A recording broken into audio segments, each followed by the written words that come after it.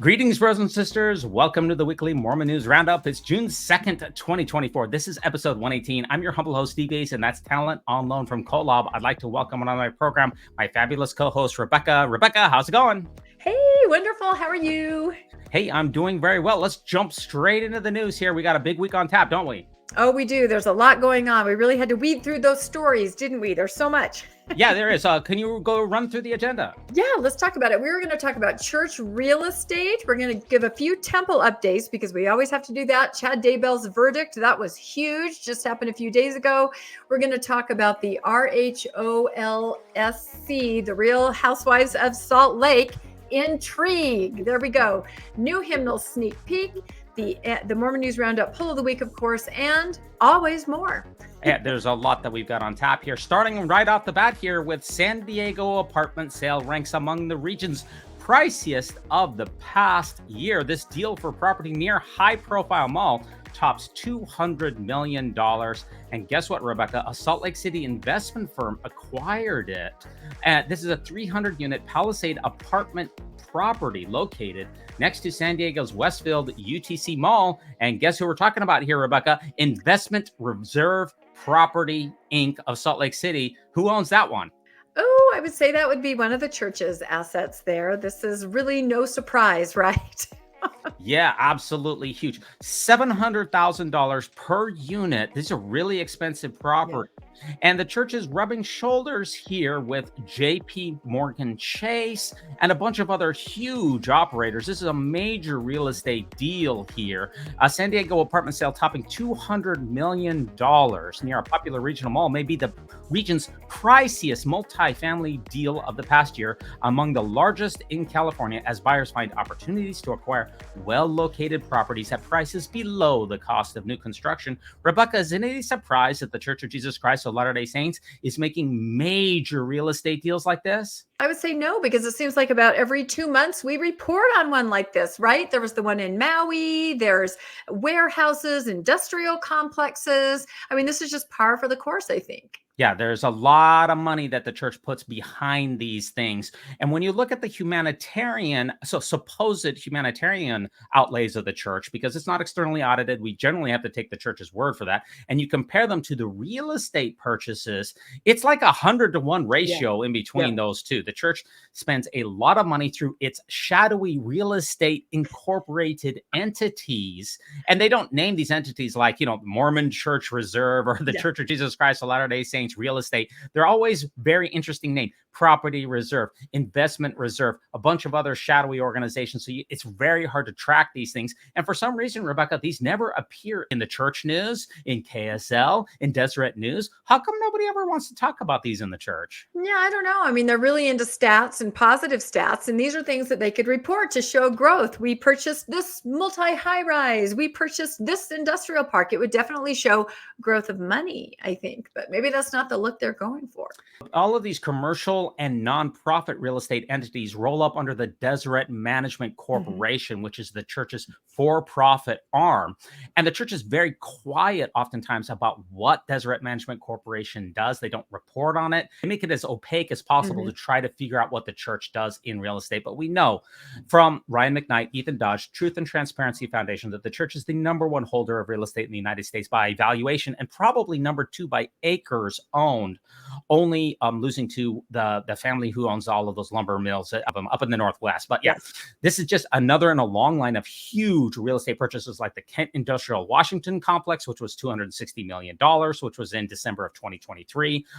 Alder Castle, which was in the UK. Wembley, the church made a $100 million purchase there. Amazon warehouses. I mean, the church is not afraid to write huge checks. And guess what? They clear every time. The church is not financing these. They just write a check and it just clears right through. Any last thoughts here on this huge complex? It just seems counterintuitive for a church to be doing this. I have one quick story about this exact topic. I had a friend who decided to donate a house. He had an extra house to the church, and it was a really big deal for him to do this. He prayed about it. He thought about it. He cared about it. He went to Salt Lake. He met with the group that would be taking this donation. And as he sat there, deeding it over, doing all the paperwork, they seemed very distracted. They were looking around. They were doing something else. And he finally just said, Are you are you guys focusing on this? Because to him, it was a big deal. He was giving this house. And they said, actually, we just closed this deal over and wherever for this big. I mean, this is, it's okay though.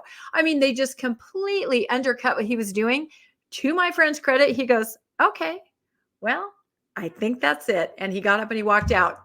So I'm telling you, they care about the big business. They care about the big real estate. The little guy, maybe not so much. Well, if you look at the Widow's Mite report, which is the church's watchdog, the church in the last year gained a valuation of approximately $31 billion.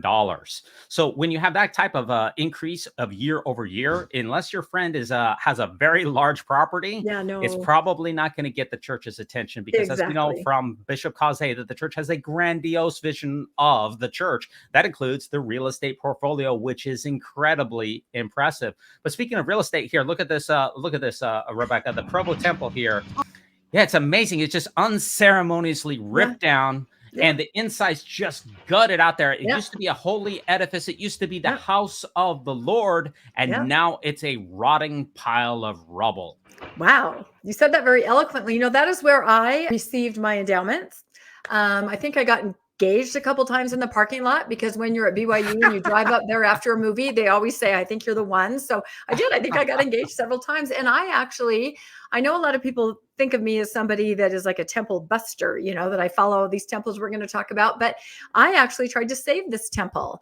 I, podcasted with Steve Pinecker and the group that was trying to preserve it. And I made a heartfelt plea, basically said, look, you might not like the architecture right now, but it will come back. It will be seen as a classic soon. There's that period of time where a building's kind of out of favor architecturally. It happened to Victorian homes, whatever you want to name. Eventually it becomes a beloved artifact of an era, I guess you could say. So I was sad, and it was really sad to see how quickly they just stripped it. It's gone. And I've seen the rendering for the new one. The steeple is twice as tall. I'm not kidding. Everybody go look it up. The new steeple they're putting in is twice as tall, which goes along with the new height of the steeple doctrine. We're going to get into that steeple height there for sure.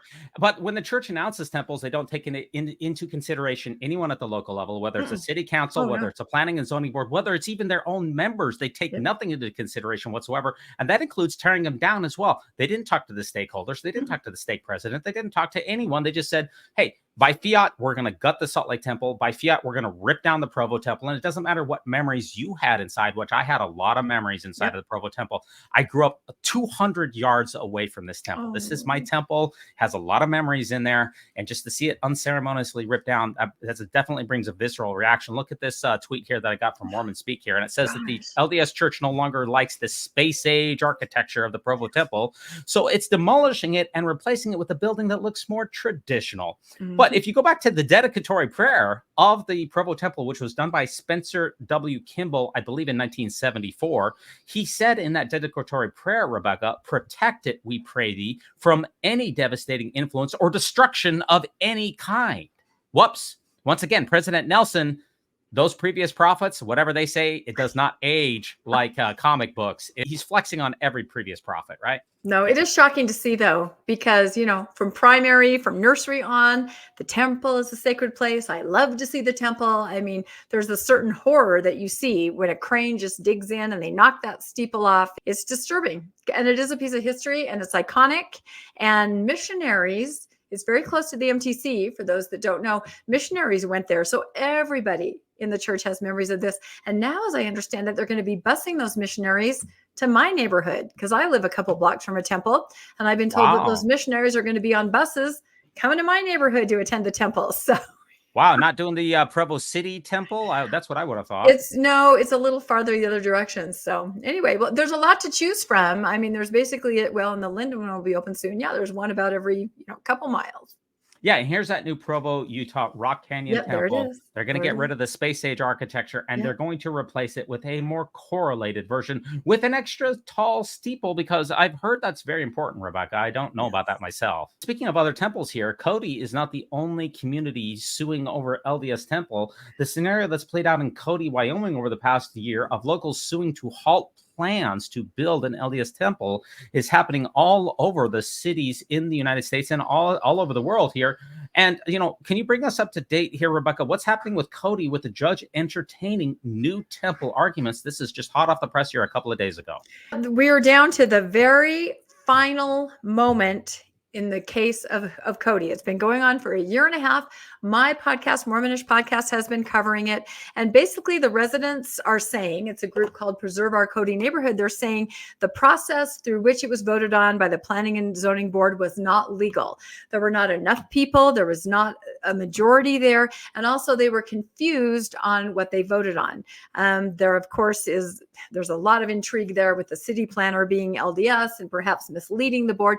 Anyway, everything finally came to the apex. Final arguments in front of the judge from the church's law firm and from our residents that we work with on Mormonish Podcast. And the judge heard everything. He did not ask any questions. There were no other residents from Cody that are LDS that were there. Typically, they, swarm the buildings and the meetings. That did not happen this time. There was just the church's law firm and then also the former city planner. He has since resigned. He also showed up at that meeting, and there were about 20 residents from Cody there. And the judge heard the arguments and said there will be a decision probably within a week. So I'm guessing next week or the week after, you're going to be hearing. And basically the two things that can happen is they'll say, okay, LDS Church, go ahead and build. And the modules for the tip-up temple are already right there. Right. They're on the land right next to it. They're ready to go. The other thing the judge could say is, got to start over. There were some questionable practices here. It wasn't legal what happened with the city council, and we're going to have to start all the way over. What's interesting about that is since this happened, Cody has enacted new legislature to make sure that they don't get taken advantage of again. For example, they have to have a supermajority on projects like this. They have to notify residents in a larger area. They basically locked down somebody being able to kind of sneak in through the back door and try to get a building that it's not zoned for passed. So it'll be interesting if it is sent back. Now they're going to be under obligation to those new rules. So we'll see. Yeah. And of course, if it does get rejected and the church has to start over and those new rules are in place, it's no doubt that the church has signaled, especially like in the Heber Valley Temple, that they were going to take it to federal legislation in federal courts. Yeah. That way, any of these states or city or other zoning considerations which throw a wet blanket over these incredibly large structures in places in which they don't really fit and they're not really zoned for, the church is going to use its playbook there to sue these small towns into oblivion, bankrupt these very small municipalities in order to force their will and build the very large structures. And this is not the only place here that we're seeing, these temples here. Residents are now, this is just reported here on May 26th, just a couple of days ago, Rebecca, Las Vegas Sun, residents shut out of temple decision after seeing the results of the county planning commission. It appears that the LDS temple juggernaut is rolling along and flattening any opposition from neighborhood residents here. The playbook here is being repeated in Lone Mountain in North Las Vegas for another temple that is going to have an extraordinarily high steeple. Can you bring us up to date also? I know you follow these very carefully here, Rebecca. What's going on there in Lone Mountain and in North Las Vegas? Yeah, somehow I've become a temple buster, which is interesting, but people keep reaching out to us. I hope we can link in your show notes all the podcasts that we've done. We put one out about every 2 weeks where we update on the 5 temples that we're following. That would be Cody, Heber, Lone Mountain, and McKinney and Bakersfield. So in Lone Mountain, yes, about 2 weeks ago, there was a big planning commission meeting. The LDS had put out videos, come to the meeting, wear a blue shirt. I mean, the pictures are incredible. Just a swarm and a sea of blue people from our residents that attended the meetings. They felt very intimidated, blocked out. In one case, some of our residents, a bunch of teenagers, a lot of teenagers came, the ones that could not speak, but they were just there as, could I say, whistling whittlers? I don't know, but kind of stood in front of our residents who were trying to get in, and the marshals there had to ask them to move. And apparently they did not move until someone who was, an LDS leader came and told them to move. So definitely some tactics there to not make it friendly. Lots of impassioned pleas about the height of the steeple, because that's the new thing. The steeple height is an integral part of our doctrine. And so lots of arguments back and forth. But in the end, and we kind of knew it was a done deal. We watched the meeting from the beginning. They just said, nope, we're going to pass it through. And one councilman said, and I have this clip posted on Mormonish Podcast, the last thing we need is another lawsuit. meaning that their number one duty is to remain financially solvent in their town. And this is the tactic that the church uses everywhere. They literally, as you said, will threaten and can sue a town into oblivion. So right now, that was the planning commission. They just across the board voted, yep, this is a great idea. They passed that on to the city council, and that will be in July 17th. So we're still waiting. The residents are still, working, doing some things, but overall, it was very disappointing just to see how their voices, from my perspective, were not really heard at this meeting. And it was a steamroller. You're absolutely right. Yeah, from the article here, it says, imagine if the LDS Church in Las Vegas had first spread the word throughout the valley and newspapers online, listing the problems of a needed second temple and the space needed, then asked valley residents to submit proposals for possible locations, either online or by the mail. Maybe they could have even sponsored a contest and listed the top 3 suggested locations and had the community participate in the decision. But that does not happen. It has to come from divine command theory and from fiat from 50 North Temple, Salt Lake City, Utah. This is coming soon here. The Lone Mountain Temple poking Vegas where it hurts. Look at the size of that steeple. That's a temple, Rebecca. Yeah, look at that. Lone Mountain is an absolute beast. It is huge. And it is interesting because in all these, I watch all the city council meetings. I follow all this. The church's argument is this is divinely inspired. The location, the size, the architecture, the steeple, it's all from God's mouth to the prophet, to the planning commission. It is divinely inspired and cannot be changed. This is what we hear over and over. Yes, it is. And that's why the temples don't come from, the announcements come from the office of the first presidency and not from the temple department at Salt Lake City. So this is divine command theory, which also begs the question whenever the church gets into these decisions about this, the supposed negotiations, the supposed listening tours, well, it's already been decided. And all of that is just pro forma and doesn't amount to a hill of beans. But that's an impressive steeple there, Rebecca. Now that is what I call a symbol of faith. What do you think? That's something. Well, it is now. You can't believe how many council meetings I've listened to where, people were just told maybe like less than a month ago that the steeple was supposed to mean everything to them. And these LDS members get up. I've seen them being openly emotional. Tears come to their eyes when they talk about the height and pointing toward heaven. It draws your eyes upward. They say it's where heaven meets earth.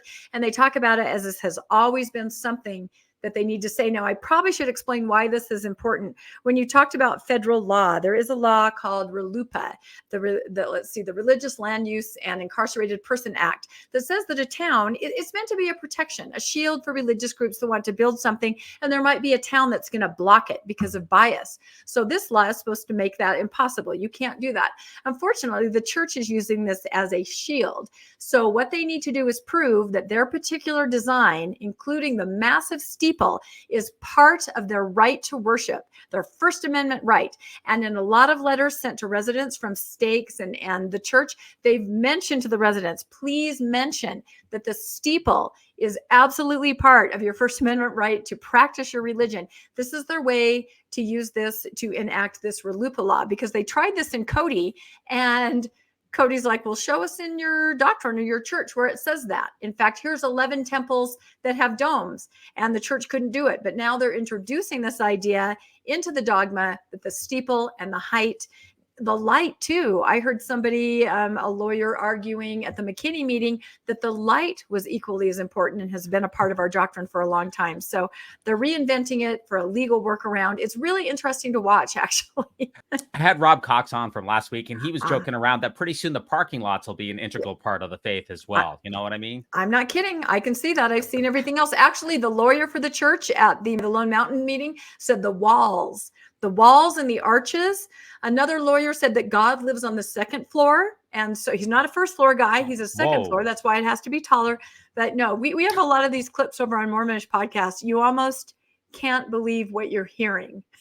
Yeah, actually, I do have a queued up here, a picture. You talked about the people in the meetings who had the heartfelt testimonies. And I do have a picture of that here queued up here. And it says, eventually even the tallest temples on the ground were just not high enough for them. That's a Trexmo. There's your Trexmo for you. And Yep. you know, it also reminds me of this clip here by David Bednar, who talked about temples in Ugh. particular. And I think he was talking about one of the smaller temples in Guam or another Yep. location here. And he talked about there's no such thing as small temples. In fact, he says, David Bednar of the Council of the 12 Apostles, that the size doesn't matter, Yep. which is kind of at odds with what we're hearing today, where Exactly. size is supposedly everything. Let's see what my favorite apostle has to say about the size of a temple. I hear people say, oh, that's a small temple. There's no such thing as a small temple. They're just temples. There's no such thing as small covenants or small ordinances. And see, that to me reflects this fixation on it's the building. Who cares what the size is? Rebecca, who cares what the size is? The size of the steeple doesn't matter. We got it right from the horse's mouth there. Yeah, this is the greatest thing that has ever happened to me, like in the last month. So on one of our episodes about the temple, Landon, my co-host on Mormonish, was kind of reading through the comments, and someone wrote, this goes against what Elder Bednar said in his video, No Small Temples. And we both went, what? What is that? We looked it up. We could not believe what we were hearing. He literally said, why does it matter? There's no small temple. The size doesn't matter. Well, this is exactly opposite of what all of the residents and the town councils and the city councilors are being told by the church. In all of the cities that I've mentioned, everyone is now aware of this clip. And I've also told them that Elder Bednar outranks pretty much everybody that they're talking to. So they can repeat this back and find out what their take is on it. But yeah, this was shocking for me to find. He said it does not matter. Yeah, if the size of the temple spire doesn't matter, then why are we going to war over all of these temple spires? If there's approximately 10 temples that don't have any, that don't have a steeple at all, including the Cardston, Alberta temple, the Mesa temple, and several other temples, then why is it such an integral part of the entire sphere? I don't know. This whole thing is a mess here. That does take us to our final temple update here, which is the Fairview neighbors and the McKinney Temple. They're concerned by the height, once again, and the size of the projected church temples. Neighbors worry the town will approve variances that exceed standards and put the neighbors into the shadow of the temple. Can you give us a quick update on the McKinney, Texas and Fairview Temple as well here, Rebecca? Oh my goodness. Don't mess with Texas. That's all I can say. This is awesome. You know, they got a letter. The letter told them it's going to be a 2-story building and adhere to all zoning regulations. Well, both of those things were not true. Then they started finding out what the design actually was going to be.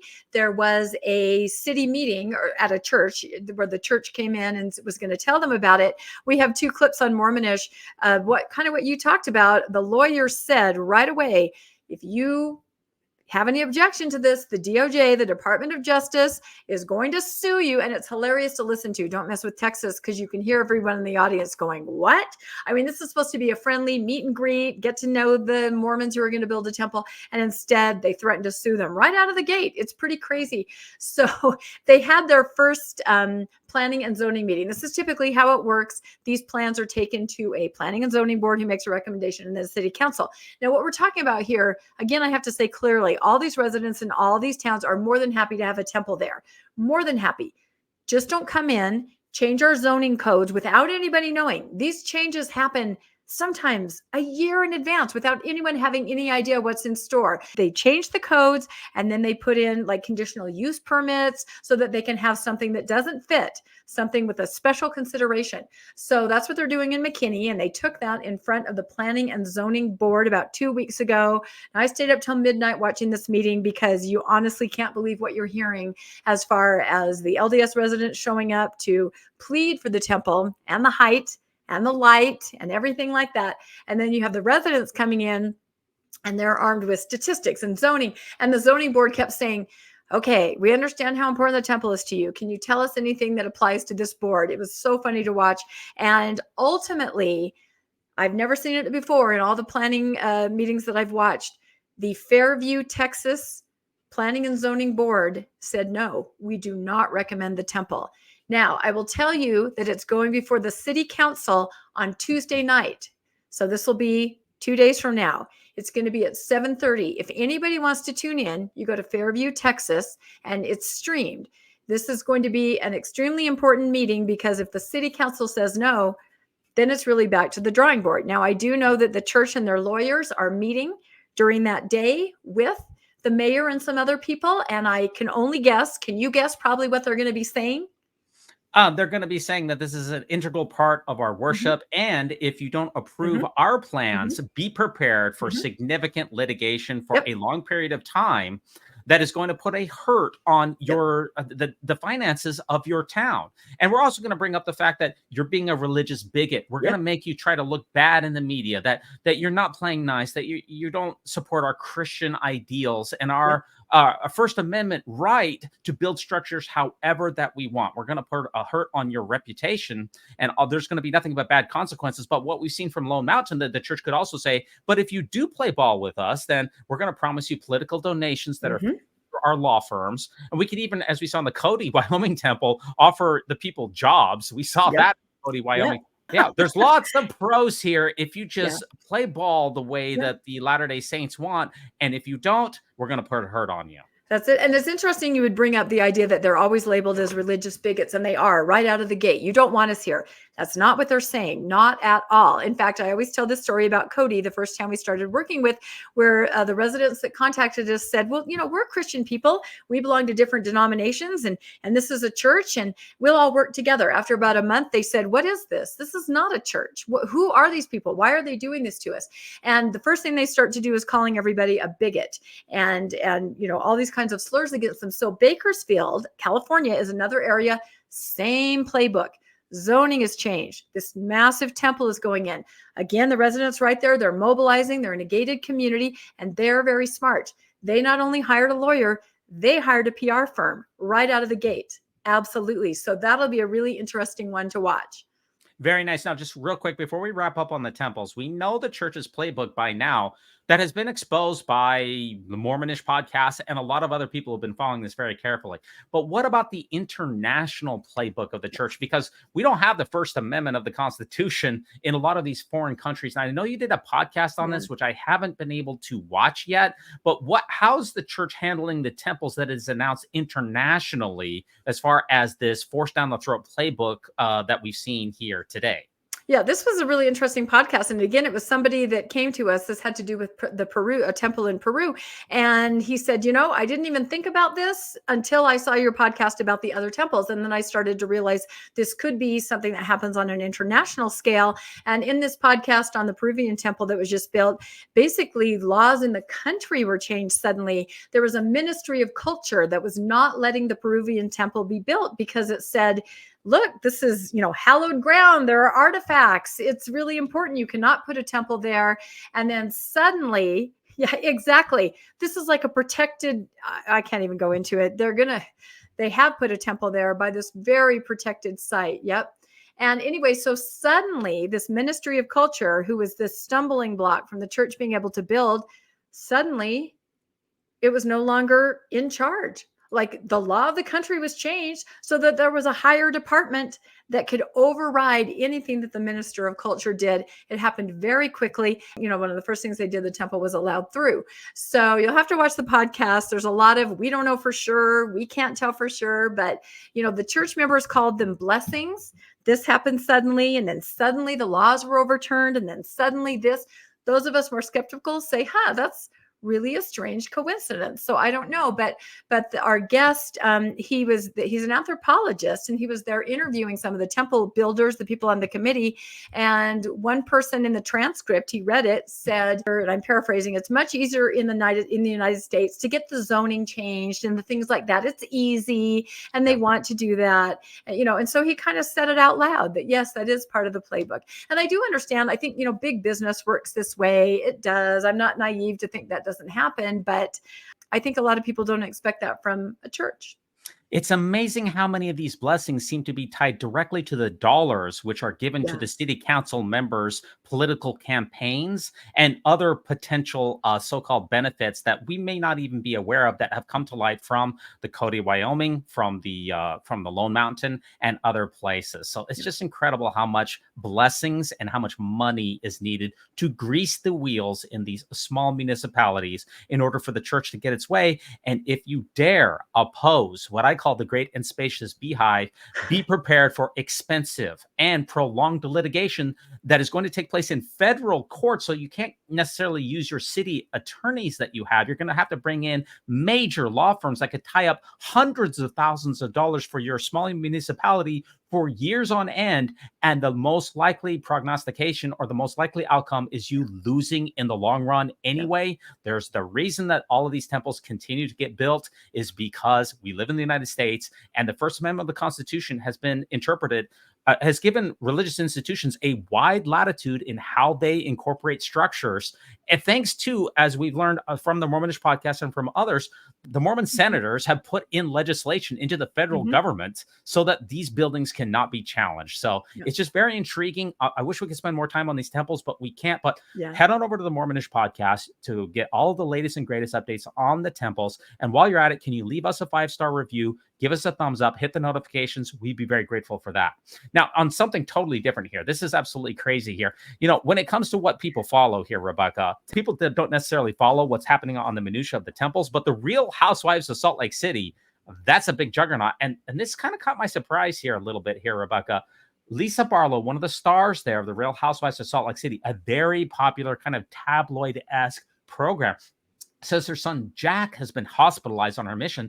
That just happened not long ago. But guess what? He's now returned home early from his mission. And that's made a lot of headlines. And that kind of got me thinking here, you know, Rebecca, it used to be back in the day that hardly anybody came back home from their mission early. It seems to be more common these days. Or is that anecdotal, or do you think there's anything behind that? Well, if it's anecdotal, it seems real. I can count on my, how many people do come home early, and for different kinds of reasons. Some are medical, some are mental health. I mean, but you're right. In my day, I can't name one person that came home. I mean, you just stayed. Even if you dropped dead, there used to be a giant stigma that came from coming home early. If you came home early, you couldn't get a date, you couldn't get married, you couldn't even get a job. I mean, it was a big deal. Seems to be more common today. In fact, I found this clip here from John DeLynn. I want you to weigh in on it, because he says that he has evidence that there's a high number of missionaries not only coming home early from their missions, possibly up to maybe 30% of missionaries are ending their missions early, either for mental health reasons or for other reasons, but also that Mormon returned missionaries are leaving the church within months of coming home, which was absolutely unthinkable back in the day. Let me play this, get your reaction. We have it on very good authority that the church is now telling people in kind of behind the scenes, more secret private meetings, that 40% of Mormon missionaries who are returning from their missions as of late are leaving the Mormon church within 6 months. So just to repeat that again, 40% of Mormon missionaries are leaving the Mormon church within 6 months of returning home from their missions. And there's a very large early return rate now of Mormon missionaries. And we want to know what the heck is going on Mormon missions, and why are our 18 to 21-year-olds deserting Mormonism at such a high rate right after their mission. Now, the church doesn't release the stats for the missionaries who come home early, but back when I was a missionary in the late 90s, it was easily somewhere around 5%. And the people leaving the church after their mission, again, I would estimate between 5 and 10%. But it seems like what we're seeing is Mormon missionaries coming home a lot earlier, up to 30% of them, either for mental health reasons, or they just don't want to be there, or they just can't cut it. I mean, going on a mission is really tough. I'm not blaming anyone. It's a personal decision here.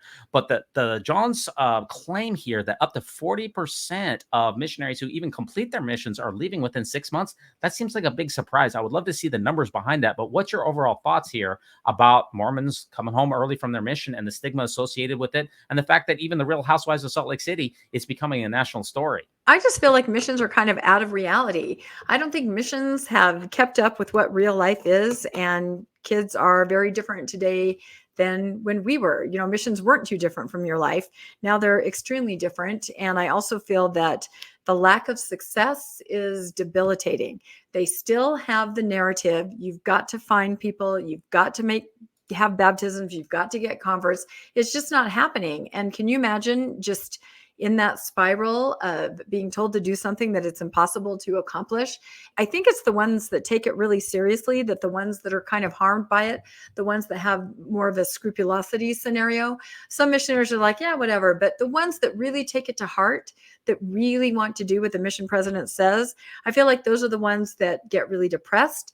those are the ones that, just internalize it. And then it does cause mental health and physical health issues. I feel a lot for all these kids that are out there. And I don't know if they'd ever consider making missions different, but I think the way they are now, it's just, I don't think it can last. That's all I'm saying. And parents, I will say parents, in my day, I think if someone would have called and said, I'm coming home, it was that better in a pine box, right? Remember that? Today, it's not. Today, it's I'm more worried about my child, their mental health, their physical health. It doesn't matter. We'll deal with the rest of it with the church later. I want my child to be safe. And that's the difference. The kids know they're supported, and the kids know that their parents will help them regardless. Yeah, that was the N. Eldon Tanner school of thought, Yeah, that it's better it to come was. home in a pine box than to have either come home early on your mission or Yeah. quote unquote defiled your mission or Yeah. something along those lines. And we also saw that the missionary age for the church has dropped. It used to be for males, it used to be 19 to 21, and it used to be for women, it used to be 21 to 23 or whatever it is. They dropped those mission ages. So the maturity level of the average Yeah. LDS missionary has also similarly dropped as the ages have dropped. And it's just a much more difficult endeavor also from a 2024 perspective, as the rise of secularization in the United States in particular, and in many other places, as religion becomes a harder sell, as less people believe in God. Back in 1950s, over 90% of Americans believed in a higher power. That number has dropped shockingly now to somewhere in the 70 range. It's just a lot harder slog to try to talk to anyone about matters of faith, considering our very secularized society. And the old stigmas, Rebecca, as you well know, of people coming home early and then, not being able to get on a date, not Right. being able to get a job, and like their entire life is thrown away. Well, as Mormonism has waned, as the Mormon shrivel has confirmed, when you come back into communities that are not as fervently Mormon, and there's a lot more non-members out there, then the entire stigma of, oh, you're shamed in before your stake president, or everybody knows. Everybody doesn't know now. I mean, you can start a new life somewhere else, and there's just not as many issues and hangups with people coming home early from missions. They're more self-deterministic than they were back in the 90s, and people, they quite frankly can think for themselves a little bit more than they did, I guess, back in my day. I'll give the church credit in putting together programs and things for early return missionaries. I see these and I think, thank goodness, right? They have support groups. They have classes on how to support somebody who's come home early. I mean, I've told this story before, but when I was in college, I was engaged and my missionary went out and he decided to come home from the MTC. He just decided it wasn't for him and he made that decision. And at that point, his family contacted me and said, we've disowned him. We want you to have nothing to do with him either. And the idea, of course, was to force him back on his mission, and I'm not like that. I'm a Libra. So no, I didn't do that. And I, helped him find an apartment. I helped him, we worked on getting him a job and he did start his life, and he's still active in the church. But back then that was it. We're going to get him back out there by disowning him. And the shame is just too much. So I'm very happy to see that it's very different today. There's a lot of concern for mental health, spiritual health, physical health, and the church is working hard. I mean, it is kind of a chicken and an egg. If they didn't have to go on a mission, they wouldn't have these issues, right? But at least when they do come back, they're trying to help people accept them and help the missionaries themselves. Last thing on this, maybe back in the late 1990s, the percentage of total members on a mission was almost 1% of all members of the Church of Jesus Christ of Latter-day Saints. Now that number is 0.3%. So, I mean, we've seen a 200% drop in the percentage of people going on missions. And it's just a lot harder of a sell than it used to be. There's absolutely no doubt about that. Now, a couple of other articles that you sent this one to me, and it's very interesting here, Rebecca. There's another Mormon news program out there, and it's called the Mormon News Update here. And it's with Megan here, who gives a weekly update into all kinds of things that are Mormon related. And she's only been around here for about 2 months here, but she's giving us lots of interesting information here. If you look at her channel, it's called Generally Unquotable, the one-stop shop for daily Mormon news updates. Now, I know you're part of the Mormon News Cast. You're an occasional co-host with the Mormon News Roundup here, but there's lots of people in this Mormon news space. It's a crowded environment out there, isn't it? No, that's why I sent it to you, because of course I do the Mormon Newscast, which is on Monday night at 6 p.m. Mountain Time.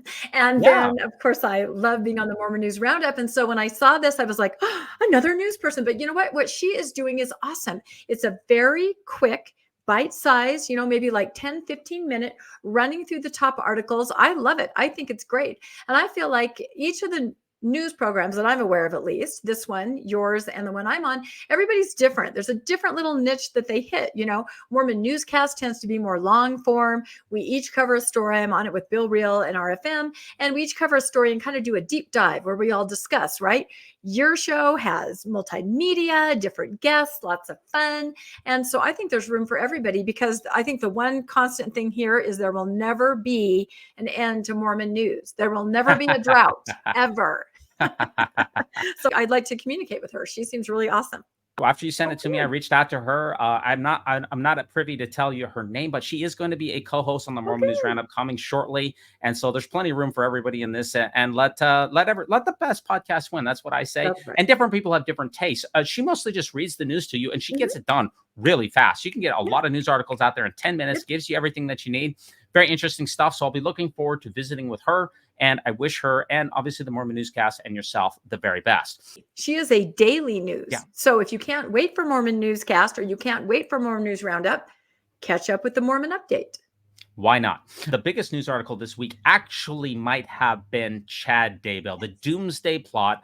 Idaho jury has convicted Chad Daybell of killing his wife, Tammy, and girlfriend's 2 children's here. Let's watch the verdict as it's read. Chad Daybell has been convicted.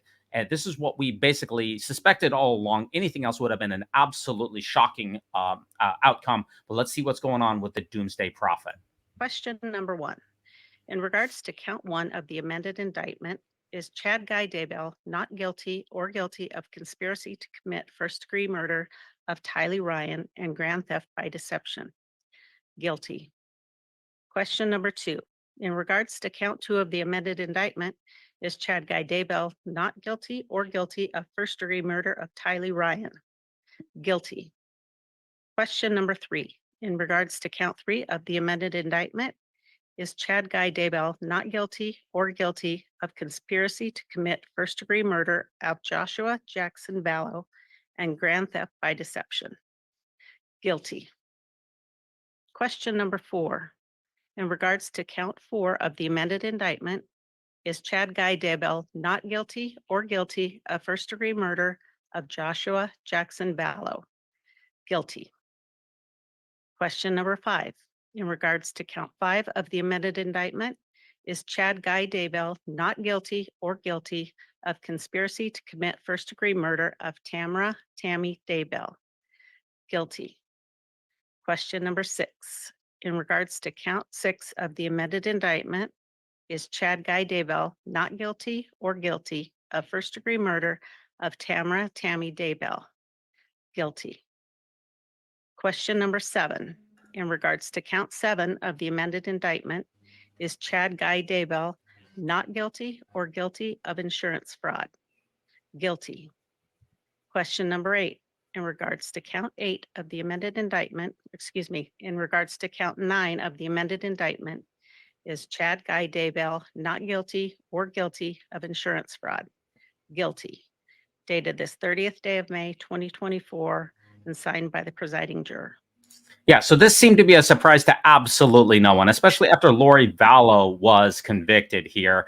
I mean, he could try to blame it on Lori, or he could try to blame it on some of his relatives, but this was one of the least surprising verdicts that I've seen, and I think everybody was suspecting that he was going to be convicted on all counts. It's just really hard to watch and hard to hear. I have to say, I followed Lori's trial very closely, but on this one, I almost just couldn't anymore. I just got to a point where I couldn't. So I am exactly the same way with you on this one. And I don't know what the reason is. It's because it's just like rehashed, rehashed the horrible stuff that we heard before. And I know that we cover in the Mormon News Roundup and also on the Mormon Newscast, Mormonish podcast, there's a lot of sexual abuse. There's a lot of deviant behavior in this particular sphere that is influenced by doomsday cult mentalities, apocalyptic mindsets, Tom Harrison, visions of glory, all of these incredibly harmful preppers out there. And for some reason, this one just really got to me, and I didn't want to relitigate what we heard from Lori Vallow. I didn't follow this one as carefully. And I think also it's just because the intrigue, and I know that sounds perverse, but just like the spectacle of it all, it was almost a slam dunk. We knew he was going to get convicted. Look, here's all the counts here. 3 Oh, counts of wow. first-degree murder. He was found guilty of killing his wife, Tammy Daybell, by putting a pillow over her. The J.J. Vallow, the Tylee Ryan, which was Lori Vallow's 2 children. Also 3 counts of conspiracy to commit murder, and also 2 counts of insurance fraud. This was all basically a slam dunk deal here. And this is why the jury here has begun the deliberations and sentencing of Chad Daybell. We don't know what his particular what the penalty is going to be. We haven't heard the sentence yet, but the death penalty is on the table for these 3 murders here. And I think it's safe to say here that, this is from Chino Blog. Let me read this one to you. He said that Chad Daybell was not alone in his journey into madness. Many Mormons who are familiar with the picture where Daybell and Vallow had been reading from the book Visions of Glory, a book created by the late John Pontius in conversations with Tom Harrison. We've seen these type of mentalities that have cropped up here, and I don't think anybody's going to be buying a lot of these books, hopefully not going forward here. But what's your last thoughts here on Chad Daybell, Lori Vallow, and the situation that we saw here? Well, I just kind of hope we can put it all behind us once he's finally convicted and it's over. But then a part of me says we can't, because you're right. These books still exist. This mindset still exists. In fact, it is interesting as I'm watching these temples, some of the justification for having to build them is the millennium is right around the corner. There's this idea that the end is very, very near. And I think we saw that with the eclipse and the rhetoric around that. I even noticed, I know we're going to talk about the primary songs and the hymns that just came out. There's one in there kind of about the end, right? Jesus coming back and the millennium. So there is this doomsday mentality that's baked into Mormonism. Those flames can be fanned by books like that and people that are promoting this kind of thing. And so it still exists. It's still there. And what we've seen time and time again is that the church leadership in no way, shape, or form condemns these type of movements until the very moment in which atrocities occur. They won't condemn them and call out this very egregious behavior because for unknown reasons, when really it's an application of leadership. We need to call out these harmful preppers, these apocalyptic doomsday individuals who subscribe to horribly unverifiable metaphysical nonsense, and people get caught up in them, especially mostly well-intentioned Latter-day Saints who find themselves associated with them, and it can lead to absolute tragedy and chaos. And we've seen this happen time and time again. It's time for church leadership to step up and condemn these movements before they get started. Now, a couple last articles to take us out here. I saw this one on the Salt Lake Tribune here, Rebecca. It's the prophet of the Church of Jesus Christ of Latter-day Saints versus the governor of Utah. What do we got here? Russell M. Nelson versus Spencer Cox here. And what we've seen here is LDS parents are caught in conflicting guidance on teens and social media use. So Latter-day Saint leaders often, but not always, encourage youth to be on social media, bear their testimonies, and talk about how wonderful it is to be a member of the Church of Jesus Christ of Latter-day Saints. On the other hand, Spencer Cox has an extremely dim view of social media to begin with. Let me just read this one quote to you, and let's get your first thought on this. And this is from M. Russell Ballard, who said, he just passed away last year. He said, "Now, may I ask you to join the conversation by participating on the internet, particularly with social media, to share the gospel and explain in simple, clear terms the message of the restoration." This is in great conflict with Spencer Cox, who's basically tried to tell kids in Utah in particular that social media is evil, and he even tried to ban TikTok. So who are we going to follow here, Rebecca, if you're a youth in the state of Utah, the prophet or the governor? This is a giant conflicting message here. And I think maybe one of the places that it's the most visible is with missionaries. I don't know if you've noticed the tactics of missionaries on Facebook Marketplace or on Facebook. And of course, this is part of their proselyting. Some people are even called just to a Facebook, Instagram mission. But some of these are just over the top. Mormonish is planning a podcast soon. Especially, I get really concerned for sister missionaries, where you see them on there, want some cookies? We'll come to your house. I mean, it's terrifying. I'm terrifying as a mom of kids, even though I only have boys. The boys tend to put out the more funny ones, but still, anybody could contact them and they would go to their house. So that's the extreme danger. The other danger is telling kids to put very personal information about beliefs, which can be ridiculed, which you can get tons of negative feedback on if somebody just innocently goes out there, does what Elder Ballard said, what the prophet is saying, to share your testimony. I understand why the church wants to do this. They want to flood the earth. However, think about the media fast that President Nelson called for, right? When he didn't like what was in the press, some of the things about his family, he called a media fast. So they definitely vacillate back and forth when it's convenient for them, when it's not. But yeah, this whole idea of having kids put themselves out there and put very personal beliefs that could be ridiculed and could get some really, really negative comments that could really affect them negatively, it's not a good thing. And I've been in, I remember one time in my ward, we had a state conference about no social media, take away kids' cell phones. And then literally the next week it was, we need to get on here and we need to put these quotes. So your head is spinning by what you're told to do. And I think as a parent, you just need to use wisdom, your own children, and don't let them on social media if that's not going to work for your family. Think about President Nelson, who issued the #Give Thanks challenge, where we were supposed to be giving thanks for around the Thanksgiving timeframe a couple of years ago, where you were supposed to use that hashtag to talk about all the things that you're thankful for. But then he's also called for social media fasts. And we've seen also, like recently, Brad Wilcox bemoaned how a lot of people who leave the church are on TikTok and talk about it. And he said, we need to balance that with people who are on TikTok who talk about their testimony. So the church goes back and forth with the social media stuff and has a very mixed message on these things. And when you mix that in with Governor Cox, who is a Latter-day Saint himself, who's basically declared war on TikTok and a lot of other social media platforms, banned pornography out of Utah, and basically is an anti-social media, anti kind of open tech type of person, how is a kid supposed to be able to interact with these things? It's very challenging for kids to, it's just very challenging for kids to be able to navigate. It is challenging. And I feel like sometimes LDS kids can be a little more protected. And so their parents probably do watch them very carefully. And then when the parent hears at church, make sure your child's bearing their testimony, I don't think the parent or the child, I think maybe they're too naive or not savvy enough in social media to be able to protect themselves. And the kids can end up in some trouble if they really don't have a lot of experience, because number one, they've heard at church, don't do it. All of a sudden they've been told, do it. Who knows what can happen? There's a lot of areas, if you're not wise in social media, that a kid can get into that is not good, and they're not equipped to handle it.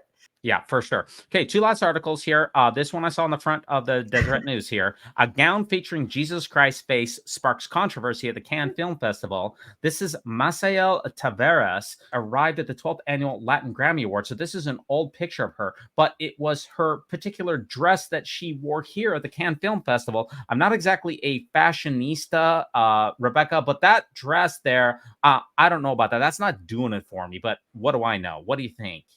Well, she's definitely making a statement. And again, if we want to put our beliefs on social media, here she is. I mean, if she's a Christian and that's her intent, she's definitely showing everybody her love of Christ. It's amazing what you see on Deseret News. What Deseret News does so many times is they find some celebrity, they find some pundit, they find some political figure who has the smallest little aspect that lines up with Mormonism, and then they trot that out, and they ignore the entire rest of whatever this person's message is, because believe it or not, her gown isn't garment friendly. Not that I care. That's none of my business. But they take the one little aspect of her life, they magnify it, and then they say, look, we're part of this. So we're like mainstream here. And they ignore the entire rest of this person's entire persona in favor of the one small thing here. So I find this to be my own opinion. This seems pretty tacky to me. I mean, it seems a little tacky, but I'm not exactly a fashionista. We'll just put it that way.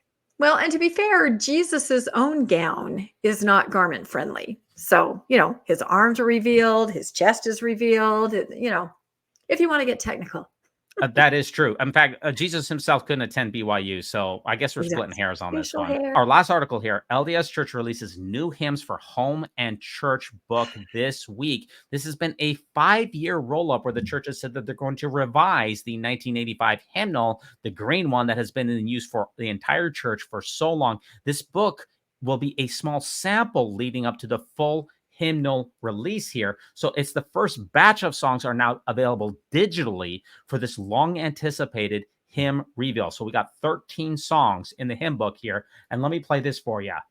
After 6 years, the Church of Jesus Christ of Latter-day Saints is releasing the new Hymns for Home and Church book this week. So this book, they tell us, will be a small sample leading up to the full hymn book release. That'll be in 2026. You might remember back in 2018, the church announced it would update the church hymn book and the children's songbook, both released in the 80s. They tell us they plan to release the sample this Thursday.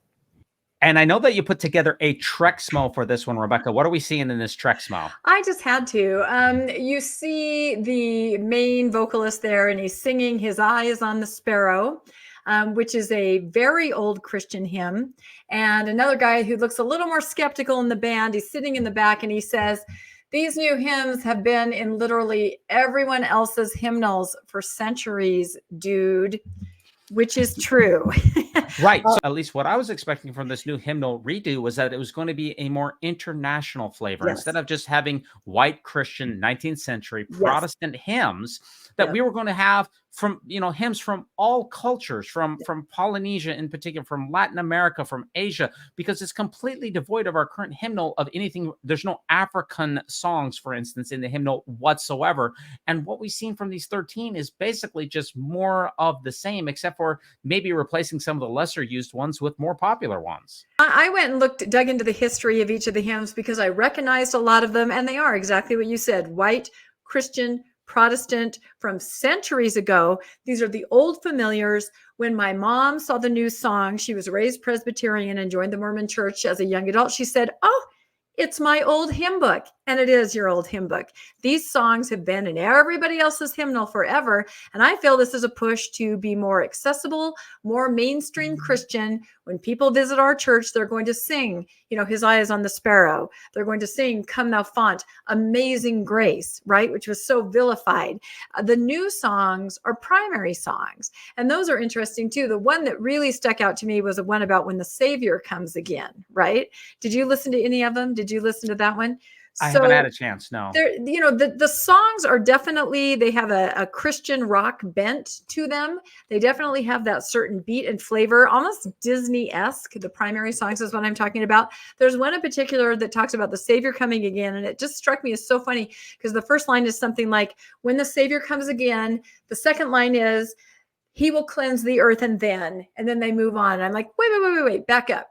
So they just kind of glossed over that part. And then they talk about, all the other wonderful things that happen when Jesus comes back. But the second line is, "When that glorious day is here, there will be no need for fear, for Satan will be bound, and Christ will reign 1,000 years." Death and it's all sin the will be no positive more. things about the millennium. But that second line, "He will cleanse the earth." Let's stop and talk about that. There should be a verse that says, "You'll be torched and you'll be scorched. Your house will be rubble. You will be stubble." I mean, we know what's supposed to happen, right? Let's be honest here. So Well, unless you pay into Jesus's clandestine, fraudulent, illegal That's what I hedge think. fund, then you get fire insurance if you're able to pay enough money into his fraudulent, illegal hedge fund. Other than that, you're on your own. Yeah. So here's the actual numbers here: bread of life, living water. There's a Think a Sacred Song. And that's basically the old advice of when you're in trouble, sing a hymn, right? But it reminds me very much of, say The King and I, where the main character says, "Whenever I feel afraid, I hold my head erect, I whistle a happy tune, da da da da da." I mean, a lot of these songs remind me of show tunes. I'm sorry, and Disney songs. I don't know. Well, we'll just have to see how the rest of it rolls out I for know. sure. We're And definitely I understand the looking forward to it. excitement because since I was 11 years old, I have been a primary pianist. I mean, I've had little breaks, a year or two here where I've been a teacher or something, but I started being a primary pianist when I was 11 years old. So I know these songs forwards and backwards. And I have to admit that if I were still in the church and these songs were coming out, I would be all over this. I would be so excited. I would be downloading them and playing them. I still think I probably will because it's interesting, especially the older ones. I do love those, although I will say that they've definitely Mormonized them. They've taken away that gospel flavor and they're just very much the kind of the way, it's just a very straightforward presentation of the song. But again, awesome to go back to the old hymns.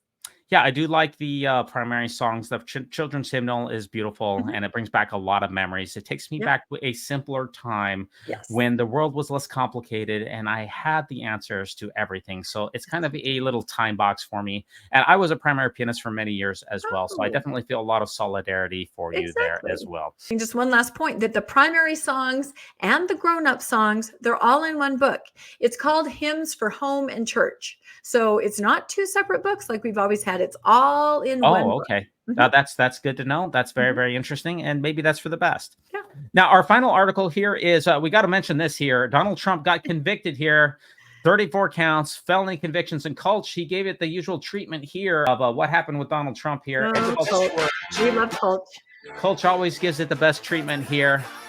But yeah, what do you think there, Rebecca? 34 counts here. I was honestly quite surprised that he was convicted, to be honest with you. Ooh, this is a heated topic. And it's funny because somebody called me and they said the verdict is in. And I was like, what verdict? I'm actually waiting for 4 verdicts right now. Trump, Chad, Heber Valley Temple verdict, and Cody verdict. So I'm like, you're going to have to be more specific. I'm a person that's waiting for verdict. So, but Trump's verdict and Chad Daybell's came almost at exactly the same time. It was very interesting. But yeah, this is a little, I don't know. Yeah, I was honestly surprised, but that is going to take us to our Mormon News Roundup poll of the week here, Rebecca, which is the top 10 reasons that Latter-day Saints can still vote for Trump. Oh dear. Even though he's got 34 felony convictions. I have a feeling that's not going to stop some people. So Yeah, this is don't our let it poll stop of you. the week here. We release new episodes of the Mormon News Roundup every Sunday night at 9:30 p.m. Eastern Standard Time. If you come on over to YouTube at that time, you can interact with us in the live chat. So let's see what we came up with here. Number 10. Can you read this for us? I see the picture. It's Jesus for your listeners. I'm saying this, and he's got his arms around Trump and he says, "It's okay. They called me guilty too." Yeah, but I kind of improved upon that. What do you think about that? Did that improve it or did that make it worse? No, number 10. I made that as a joke for RFM, and then suddenly he decided to post it everywhere. So yeah, I don't know. What my question is, they call me guilty too. What are you guilty of, RFM? I just like to know. That's a good question. Or how about number 9 here? This is the best reaction that I've seen to it. Let me play this for you. I think this is pretty much sums it up for me here. Trump, if you see this, please save us. Fire! I don't even see our American flag anymore. God is talking with some kind of crazy flag. This is America. This is our land. This gets me right here, Rebecca. Please, President Trump. Please, please. I hope you have a plan. God, please save us. Sorry, I snort laugh. The devil, please. No, I'm not having a panic attack. This is our country. Our country. This is awful. God, please save us, please. That gets me right here. That really gets the tears rolling for me. Wow, she feels very strongly. I love the accompaniment, though. That just Yeah. really brought it all home. And I have to say, she reminds me when my middle son had his wisdom teeth out. He was a big Trump fan. This is like, 10 years ago. He was in high school. He didn't know any better. And he had his wisdom teeth out and he just came out, you're coming out of anesthesia. And he was crying like that. He goes, "I love Donald Trump. I just want to hug him. Can you take me to the White House?" That's where he was trying to get me to drive him on the way home from. They say your true soul comes out when you have your wisdom teeth out. So anyway, it was pretty funny. Yeah, or how about the Babylon Bee here? Can you read this one for us? Can you read that? Trump reminds media he prefers the term justice impacted individual. Now that Right, makes sense. I like that. Yeah, he's part of a minority now. Yeah, So that's I think maybe he for the is. first time in his life. Or how We need to about leave number it alone. 7? And we got, is 34 a lot? Well, that depends on the context. Dollars, no. But crimes, yes. That does seem like quite a few. Or how about that number 6? How do you like this? Trump Tower? Does that look good? What do you think? That is great. That is great. I was actually just in Twin Falls, Idaho jail, and it had a tower just like that, although it did not say Trump. Yeah, well, it shares a lot in common here with the other towers that we Oh. kind of covered today. There seems to be a similarity between height of things and towers. I don't know. I could be reading too much into that. Or It's how about okay. number 5? Can you read that one for us? Oh, so still not as half as bad as anything Tim Ballard did. That's a legitimate reason right there. Yeah, I don't know who Tim Ballard is or what he did. And at this point, I'm kind of afraid to ask. But if you need to know, check out the Mormonish podcast, right? Yeah, that's right. We'll I talk mean, about it. we got to admit that Tim Ballard did a lot of worse stuff than Donald Trump. So at least from my perspective, or how about number 4? When my leader is in jail, it just builds my faith. And you're right, historically for Mormons, that works. He was in jail a lot.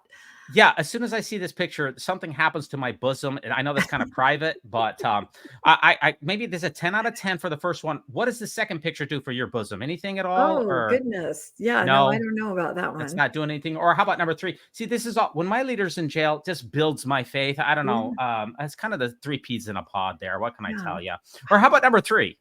At least Stormy Daniels was a consenting adult. Okay, that you can't argue with that at all. You're right. Yeah, that's as opposed to Helen Mar Kimball and Ah, a couple of other people that yeah. Joseph Smith propositioned who definitely weren't. So if you're down with Joseph Smith, I don't see that the apple has fallen that far from the tree. Okay, number 2. Sorry. Honestly, Don never got fined $5 million by the SEC. This is very true too. You can forgive a lot. Yeah, honest Don, he never did get fined by the SEC, but yeah, actually, he did get fined $355 million Wow. in the civil fraud Eh, case. So That's kind of nothing. or let's, this is fashion. Who wore it better? We got Russell M. Nelson on the left, Donald Trump on the right, falsifying business records to hide the truth from their tribe and the world. Who wore it better? I'm not very good at fashion, but what do you think? There's a lot of commonalities here. Yeah, I'd say peas in a pod again. Yeah, absolutely. Or how about number 1? Can you read that one for us? When has integrity ever mattered to LDS leadership? There You you go back to polygamy and how much Joseph F. Smith lied repeatedly to Congress and how many other Mormons lied for polygamy for many years. Or, think about Joseph Smith and the Kirtland Safety Society failure. That's a failure of integrity. Or, even today where the Harrisburg lobbyist and LDS church leader is charged with not reporting child rape allegations and the church defended him in court instead of helping the victims. Or there's lots of other cases here. You remember when the Mormon Church Risk Management told Yes. victims to destroy recordings within 10 days of signing the non-disclosure agreements? Or you even had the Boy Scout settlement abuse, which is where the church tried to pony up $250 million as a lowball offer, which was rejected by the judge. So they haven't paid a single cent for all of the tens of thousands of Mormon boys who were abused during the scouting program. So let's go back and review these one more time. I'm gonna have you be the first person to take our poll, if you don't mind. First, we have "It's okay, they called me guilty too." That's number 10. Or we have, "Hey, it's not a cult. This woman had a heck of a testimony." Or number 8, "Trump reminds me that he prefers the term justice impacted individual." Or, "Hey, is 34 a lot?" Well, depends on the context. Or the similarities between Trump Tower and the church's real estate empire. Or finally, number 5, "Still not half as bad as anything Tim Ballard did." Number 4, "When my leader is in jail, that just builds my faith." Number 3, "At least Stormy Daniels was a consenting adult." Number 2, "Honest Don never got fined $5 million by the SEC." Or number 1, "When has integrity ever mattered to LDS leadership?" What's your vote here, Rebecca? Well, I'm going to have to go with the number that made me snort laugh, which I have never done on the air before. It was horrible. And that was number 9, the woman crying to accompaniment. That is pretty good. That's a pretty good clip there. I think that summarizes everything pretty well for me. If for those of you out in the live chat, please cast your votes at this time. We really appreciate that. Does take us to our final segment here, Rebecca, which is the Mormon News Roundup Joke of the Week. And I believe that you have that for us. I do have it. Mormons are like cow manure. Spread them out and mix them in, and they do good. Put too many of them in one place, and it starts to stink really bad. Very nice, Rebecca. That does remind me I here don't of mean that, but what still, I thought it was kind of funny. what projects are you working on? You got the Mormonish podcast, the Mormon Stories Book Club, you have the Good Book Club, and you have the Mormon Newscast. What do you got going on?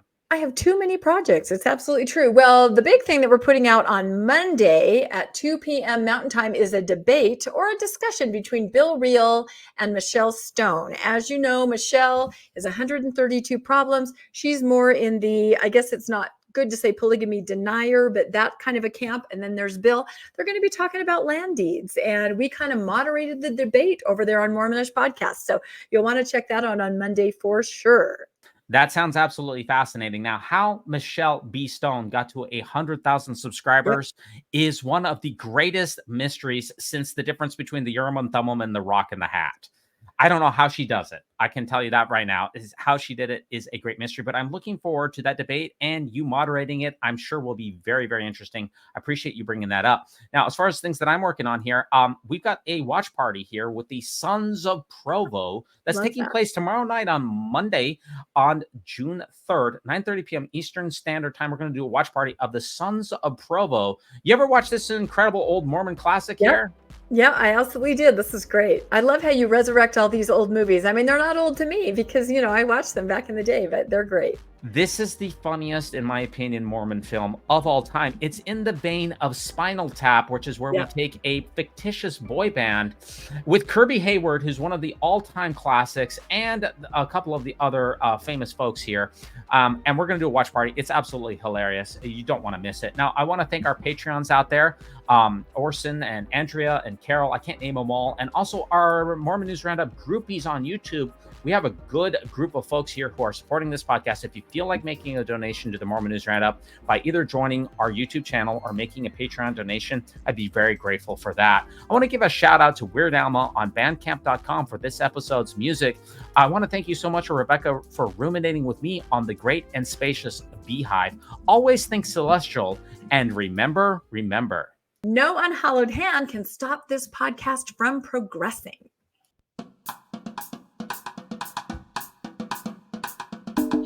When it comes to nicknames of the church, such as LDS Church, the Mormon Church, to remove the Lord's name from the Lord's church is a major victory for Satan. No unhallowed hand can stop this podcast from moving. Oh my God, I forgot the last word. Moving forth, going forth. progressing. Progressing. Is it forth or just progressing? No unhallowed hand can stop this podcast from progressing. You have got to find another, I mean, or at least collect these and put them all together. It's very funny. Okay.